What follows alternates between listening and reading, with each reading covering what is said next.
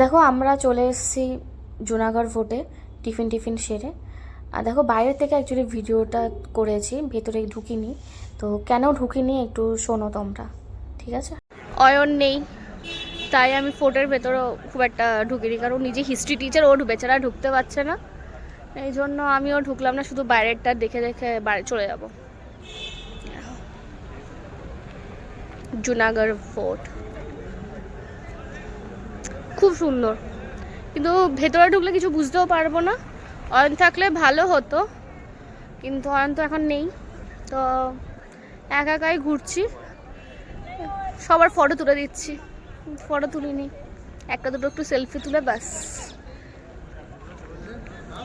দেখা যাক, যদি তাড়াতাড়ি চলে আসে 4টের মধ্যে, তো তখন আমরা যাব, না হলে তো গেল কালকের থেকে।